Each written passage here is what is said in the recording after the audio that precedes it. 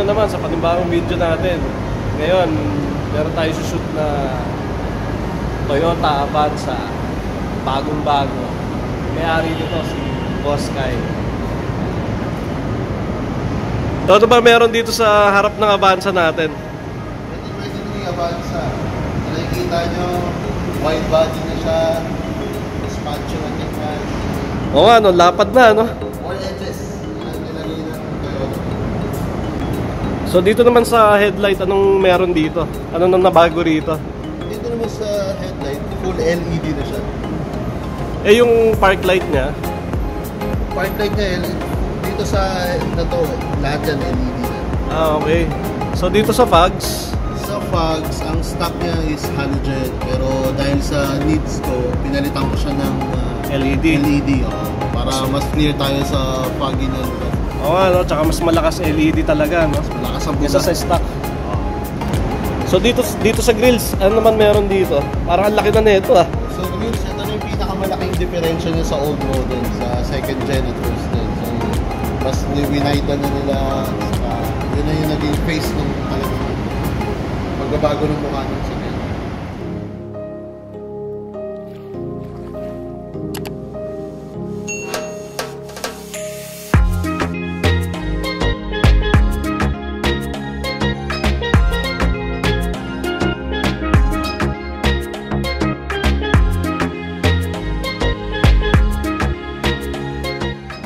So dito sa side, ano naman meron dito? Dito sa side, ito yung bagay natin.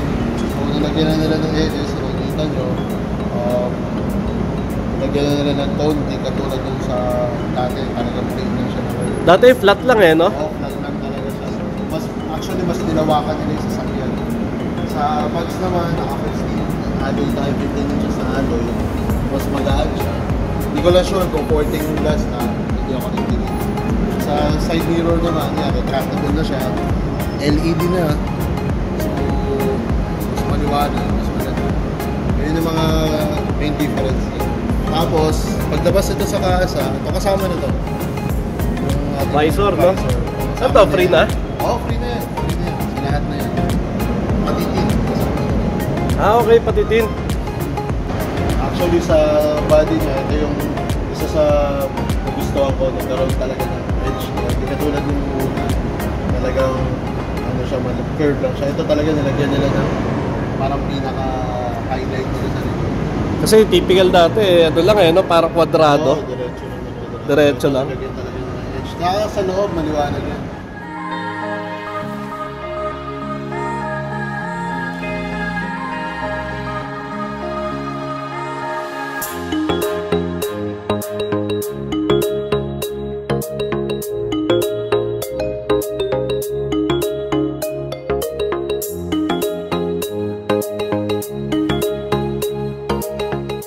So ano meron dito sa likod naman natin? Ito yung pinaka-buong view niya. So, meron siyang rear wipers, meron siyang washer dito. Then, sa baba naman tayo. Meron na siyang rear view camera. Sa may sensors. So, meron na siyang, hindi ka sure sa may sensors na dyan. Backup sensor, no? Backup sensor. Then ito, yung pinaka-grills sa baba. Ay, pinaka-bumper niya sa baba. Ganda ng design, yung mga highlight. Ito naman sa taillight. Nakikita nyo, talagang iba na itsura niya. LED na rin yan. LED yan. LED rin siya. Ano ba, syempre, di mawala. Logo natin, yung Avanza. So, dito nyo naman makikita yung variant naman. So, may E, may G, at saka meron tayo pinaka-base mo na nito. So, nagdagdag namin ito, yung antenna niya. Shark fin na siya. So, stock yan na lumabas sa ganyan.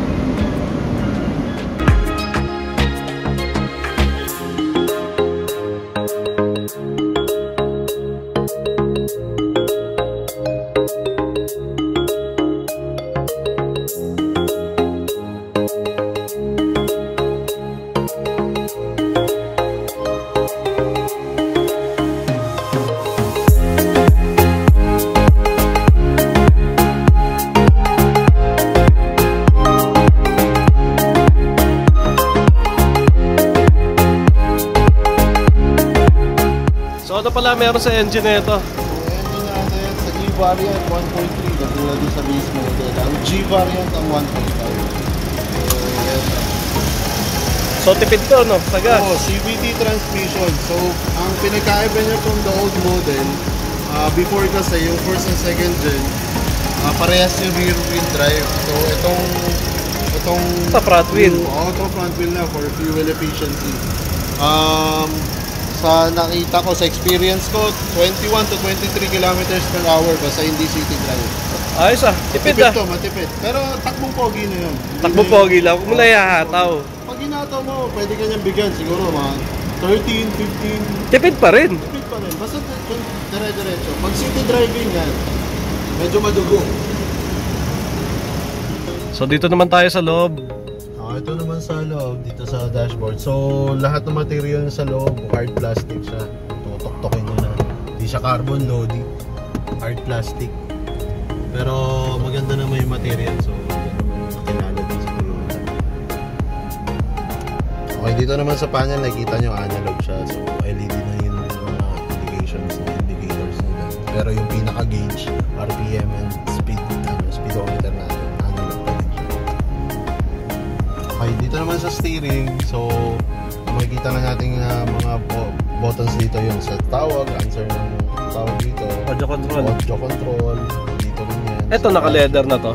Ay hindi, plastic din to eh. Pero ang ginawa ko, ito Lazada gaming na to para ma-preserve ko yung freshness ng Hindi pa para hindi mabakbak, no? Sa isa to matutuwa yung mga kukuha nito, may balak nito, ito. Para sa mga matatangkad at malalaki. Natitilt siya. Oo, natitilt na siya. So, yan yung difference lang. So, dito naman sa car stereo natin. Ito yung car stereo ng Avanza. So, meron siyang option ng radio and Bluetooth. So, sa E variant, sa Bluetooth, yun, gumagana siya. Pero yung sa GPS, sa mirroring, yun yung sa E variant na yun. Sa base at sa E variant ito. May reverse cam to, di ba? Meron Pati nga, reverse mo nga. May reverse cam. Para makita natin yung cam. Yan. Yan, oh. Ito maganda. Talagang kahit malapit ka, nakita mo yung bumper, hindi ka talaga madidikit sa nasa likod. Dito naman tayo sa AC panel. So, nakita natin so, ang pinagkaiba niya lang sa G variant is meron siyang auto flyweight control. So mapapansin nyo rin dito sa seatbelt? Oo, sa seatbelt. So yan sa magandang feature na gusto ko sa Ito, lahat ng passenger. Oo, basta may sensor na may nakaupo dyan, tutulog-tulog. Okay, ganda. Titigilin niya. So ito naman yung AC louvers niya. So sa nakikita nyo, meron tayong dalawa dito sa center console. Ito na rin yung hazard, no? Oo, ito na rin yung hazard niya. Ito na rin, soft na rin siya. So, dito naman sa driver side, makikita nyo dito yung isa yan. Dito yung isang side. Pero dito meron na siyang pocket. May pocket na. Oo, pocket na to. Sa barya, no? Oo, barya, inumin. Diyan na rin siya. So parang cooler na rin siya, nakatapat yung louver sa indoor mo, no? Hindi ko ma-advise maglagay kayo ng kape dyan. Lalamigin kayo. Dito naman sa side, sa driver side, sa nakikita nyo yan. Dito rin sa side number. Tapos ito, cup holder naman. Ayos ah. Pang cold drinks, the best yan. Pag mga kape-kape yan, hindi ko na ma-advise. Ito may open compartment niya. So, sa mga simpleng yan. Mga cellphone, no? Cellphone, salamin. Tapos ito na may main compartment niya. Wala na siya ilaw, pero pagkakaalam ko sa G-Bar lang, meron yan dahil may ambient lights din. So, ito naman yung sa gitna, sa console natin yan. Meron din siyang pocket dito. May USB port na rin siya, built-in na. Pwede ka na mag-charge, no? Kasi ito, dyan yung sa USB port, meron pa rin syempre na cigarette lighter port or yung mga USB na charger, no? Sa likod, meron din yan sa center console, may USB port din tayo. Ito naman yung sa shift. Sa shift natin. So ito yung mga indicator niya, no? Carbon Lodi daw. Carbon Lodi. Yan, stock yan. Stock yan. Pero yan, ito naman sa natin, center console. Center console natin yan. Kita nyo may compartment. Hindi siya ganun kalaki pero okay na rin sa mga personal natin. Pero ang ganda ng design niya, no? Oo, malaga, may armrest ka dyan. Yung pinaka-importante, lalo na sa long drive, kailangan mong dumantay. ito sa handbrake, ito Lazada Gaming naman ito. Akala ko stock. Hindi, rubber na siya cover para, alam mo na, para silicone. Para silicone siya, para ma-preserve natin, including the shift knob, ito rin. Ito, leather. Parang leather type para hindi masira, no? Protection na rin. Pawis natin, makaka-affect din sa materials. Okay. So, second row naman tayo, gitna na tayo. So, nakikita nyo, dito lang, right below the armrest, ito makikita nyo. Meron din tayong dalawang USB ports dito. So, kahit yung mga passenger, hindi na kayo kukulitin ng pawis ng cabinet. No? Ayos Tapos dito naman sa taas, dito yung blower niya. So, wala siya evaporator, blower lang siya. So, ito yung pinaka-control niya. Then, ito yung pinaka-filter niya. And dito, ito yung louver naman niya. Medyo iba yung setup niya. So, parang kakaiba yan. Oo nga eh. So, pag naka-straight, so, ang pag nakasara. Pag nakasara, ang buga niyan, diretso na dito sa third row. So, para maano sa second row, ito lang. Titilt mo lang yan. Okay. So, pwede pala, yung isa, naka-close para sa likod, no? Para hindi agawan. So, ayos meron din naman siya dito na sa direction ng window. Ayan, sa baba na siya, dito mo na siya mararamdaman. Dito na sa baba. Diretso talaga siya. Dito talaga. Yan, so okay din pala dito sa loob no? Ang luwag din pala no? Sa nila ako nakasakay dito. So ito, dalawa kami na medyo medium build. So, kasya pa isa sa gitna. Medyo chubby. Actually, meron din itong kung sakaling dalawa lang kayo. Armrest, no? Ayun, no? Armrest dito kung sakaling dalawa lang. Dito sa likod. So, dito sa third row. So, syempre, hindi na siya ganun kalaki. Pero, kasya pa rin ako dyan. Dalawa na talagang hindi medyo-medium. Hindi, pagka small build, tatlo yan kaya. Tapos meron din tayong dito, USB port din yan. May nakasalpak pa nga na cable. Ayos May packet pa Ayun may sa ilalim. May fun part dito sa Avanza. Meron silang ginawa dito na tawag nila sofa move. Sofa move talaga. Matitira tong third row seat. I-incline mo to na full. To. Oo, ma-fold line mo to. Tapos talagang dito kami unang ka dyan. Talagang so pwede ka pala matulog dito sa loob, no? So pwede palang gamitin na parang pang camping.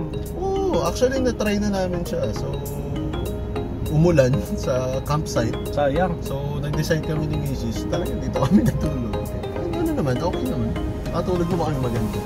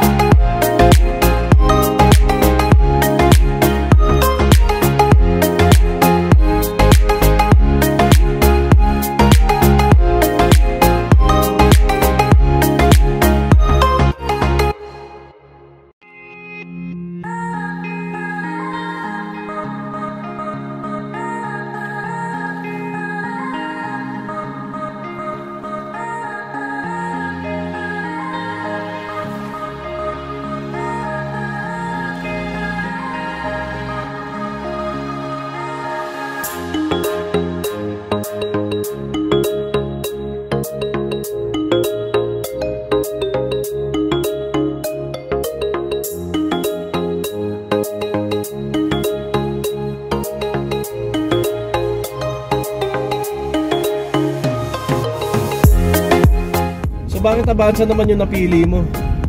Avanza kasi sa unang-una nun, lumabas yung new model. Sa old model, hindi ko siya ganun ka-type. Hindi mo type yung body. No offense dun sa mga syempre, respeto tayo. Pero dun sa una, ayan, at saka ni-research ko talaga yung fuel efficiency. Yan ang binida nila sa Avanza. Hindi, tsaka laki naman ng pinagbago talaga ng body ng Avanza. Ang ganda na So nag-check ka pa ba ng ibang auto? Ay oo, actually sa totoo lang, Avanza hindi ko ito yung first option ko. Kasi Mitsubishi owner ako eh. So, pangalawang sasakyan namin to. So, ang talagang kino-consider ko na sasakyan talaga si Xpander. Pero nung, yun, nag-check kami. Okay naman siya. Saka very interested ako sa CVT na technology na transmission. So, yun. Ito, bago mo kunin, tinest drive mo muna. Test drive kami, isa. Okay naman siya. Kasi yung Xpander, nakaka-drive ako. Mga neighborhood tayo dun. Naka-Xpander. So, gustuhan ko yung ride niya. So, yun. Approve ka agad sa inyo. At saka yan, hindi family choice eh. Hindi solo lang eh. So, nag-approve sa aking mag-ina. So, yun, go for it. Diretso. So, ganda pala ng ride na ito sa loob, no? Hindi siya ganun katagtag. Tsaka lamig ng aircon, ha?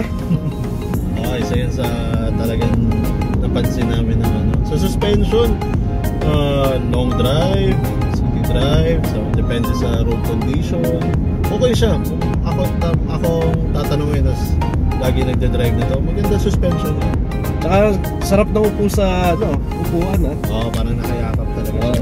Sa passenger, sabi rin, tinatanong ko rin yung mga nasa sumasakay sa likod ko. Comfortable naman daw yung ride. So, okay na okay siya. Kumusta naman yung na ito? Tipid ba sa gas? Fuel consumption, sa masasabi ko matipid talaga dahil knowing CVT, di ba? Kaya nga palagay ko kaya niyakap nila yung technology ng CVT. So sa personal experience ko, actually depende sa bigat ng tapak yun, diba? Lahat naman. Yan naman ang ano. So sa na-experience ko, nabiyahe ko na to ng actually Mountain Province, biniyahe namin to. Layo ah. Yung haba ng biyahe, pero pinansin ko yung fuel consumption ko, 21 kilometers per hour, not bad, diba? Tapos sa city driving naman, pag traffic, katulad ng sabi ko, depende sa tapak natin, iba-ibang klase ng tapak natin. Kasi katulad ko, yung isang sasakyan ko, manual transmission, so diesel pa. So alam mo yun, tatapak ka para tumakbo. Kaya hindi ko masabi exactly figures pagdating sa city driving, pero sa akin naglalaro siya ng around 11, 13 kilometers. Tipid pa rin yun, 10 above eh. Tipid pa rin siya. Sana ganun pa rin siya for the long run, pero so far okay siya. Malaki na titipid namin sa gasolina. So kumusta naman maintenance na ito? Maintenance okay naman siya. So sa ngayon kasi 17,000 kilometers. So naka 3 PM na kami kay Toyota. So tapos na ba break-in ito? Oo, matindi break-in ito. Baguio. Alam mo, nilayo mo eh. Parang sulit na sulit. So sa ano naman, ako knowing Toyota, diba? Hindi tayo mamumroblema sa pyesa niyan. Kahit nasa Manila ka, probinsya ka, meron pyesa niyan. Isa lang ang pinaka-constant sa sakyan na to. Dahil CVT transmission, alam naman natin. Kailangan mo alagaan. May mga special na mga mekaniko lang ang nakakaalam niyan, diba? So, yun lang ang pinaka tinitake risk ng mga bumili ng mga Avanza or yung ibang sasakyan na naka-CVT, knowing yung kapasidad ng mga natin, mga mechanic shop natin. Meron na, diba? Saka yun ang sinasabi nilang mahal. Actually agree ako. Pero ganun pa rin, depende yan sa driving, katulad yan. Ang sabi nila, may 100,000 kilometers. Alam mo yun? So, nasa sa inyo yan. Siyempre, ang maintenance, pinaka-importanting part ng pagiging ganyan. Tsaka nasa taga-alaga lang ng auto yun. Kung paano ka mag-alaga para tumagal yung auto mo. Paano mo alagaan, paano mo siya i-drive. Ako naniwala ko, hindi ka pa bibigyan sa'yo, ng driving problema. habit mo kung paano. Hindi ka bibigyan ng problema ng auto mo basta ikaw din alagaan mo din. So, last na, ano masasabi mo dito sa pagiging owner mo ng Avanza? Owner, ganda siya. Ako overall, masaya ka ba? Masaya ako na ito siya ang pinili ko. Satisfied ka, parang no? Parang love eh. Pero hindi, ako masaya ako, satisfied ako. But kinuha ko ang isang Avanza. Ako lang, pinaka-comment ko lang. Wow! Kung ikaw tipo ng driver na gusto mong talagang speed, hindi para sa inyo. Yun lang ang naano ko. Pang chill ride lang talaga to, ano. Tsaka higit sa lahat, family car to. Pasensya for sinabi naman yan, nasa brochure din naman yan. Ang dami na nag-review ng sasakyan nito. Actually, marami ako nag-review muna ako bago kunin. Diba? Maraming nagsabi na ganun, na ikaw gumugusto na speed, wag mo kunin to. Yun lang, para hindi ka makulangan, wag mo kunin to. Ang the best to para sa mga family guy na lalo na yung may mga baby. Yan. Sakay mo rito, pamilya mo Oo, kaya ayun nga sabi nila, diba? Hindi siya talaga disenyo para gawin yun. Racing. Tulad natin, mga family man na tayo daddy gaming na tayo. So, alam mo yun, tapos na tayo doon. Tapos na yung palawan natin. Experience mo na yung fun part na gano'n. Okay na yun. Kung ikaw talagang gusto mo ng matipid sa matipid, easy maintenance. Easy maintenance. Wag lang magka-problema sa transmission. Alam mo yun, sundin mo na yung good driving habits. Tatagal talaga. Best fit para sa family car. Ako yun ang masasabi ko. Pinong-pino pa nga yung takbo Bago Pero kahit tumagal to, basta sa tamang alaga lang. Huwag yung titipirin na maintenance. Ako yun ang pinaka-advice sa mga future na kukuha, lalo na nasasakyan nito. Tsaka focus kayo sa maintenance. Lalong-lalo na sa pagpili ng mekaniko, baka mekos-mekos lang yung sasakyan nyo. Madami akong kilala nyo. Mekos lang. So ano ma-advise mo sa mga gustong kumuha ng Avanza? Advice, maganda to sasakyan na to. Kung kayo nagpaplano na bumili ng isang Toyota Avanza na 3rd gen, kayo matakot kumuha. Talagang ako, experience ko dito, maganda siya. Talagang makikita mo kung ano yung needs mo. Bangga mo sa needs mo. Hindi family car talaga. Hindi lang sa Avanza, bangga mo yung needs mo kahit anong sasakyan. Diba? Kung ano yung kailangan mo, yun ang kunin mo. Hindi yung kukuha ka ng ganito tapos pepersahin mo sa, diba, bukatan. Hindi naman siya design sa ganun. Tsaka kung nagbi-business kayo, isa rin tong magandang sasakyan kasi ang laki ng space nito, ang dami mo may kakarga. Yun lang. Kayong matakot yung mga maririnig yung mga issue daw ng CVT. Isipin nyo na lang bakit si Toyota nagpahinga ng matagal bago nilabas na CVT. So that means talagang inaral nila yan bago nila nilabas yan. Kaya nga tayo may mga engineer. Kaya nasolve na yan. Nasa sa'yo na yan kung paano mo aalagaan yung sasakyan. Pero overall, masaya yung experience na magkaroon ng sasakyan na to. Advice sa mga bibili, go for it. Kung talagang gusto nyo itong magustuhan nyo, mataypan nyo, test drive. Yun ang pinaka-importante bago ako kumuha ng sasakyan. Test drive. Correct. So doon nyo malalaman talaga kung mamimit niya pa yung gusto mo. Toto mo yung silinyador. Kung walang speed, hindi. Ito yung coaching gusto mo. Diba? Kung gusto mo naman ng comfortability, Mag-evo ka. Kung gusto mo ng comfortability, dito ka. Kasi ako, makakapagsabi, talagang maganda. Komportable siya. Daantok na nga ako sobrang komportable. Aircon lamig Lalamig pa ako, wala pa yayakap dyan. Yun lang.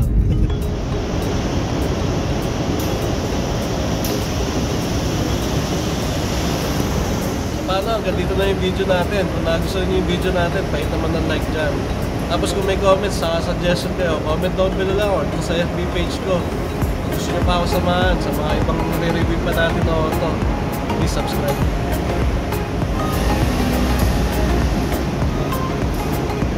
So thank you pala ulit sa pagpapakita mo nitong Avanza mo, no? Para ma-shoot din natin, para makita ng iba. No problem, ko pa ba? Ayan. So paano, kita-kits na lang ulit tayo sa susunod na mga video. So shoutout nga pala ulit sa mga bago nating subscriber, no? So nasa kalahati na tayo, kalahati na lang, lapit na. Ako shoutout din ako asawa ko, salamat pumayag ka ngayon. Ay Nori. Sa asahan ako, si Aaron, mga family ko, relatives, mga friends, Pao, bayaw ko, Kuya Kus. Ingat kayo dyan. Kita-kits soon. Thank you.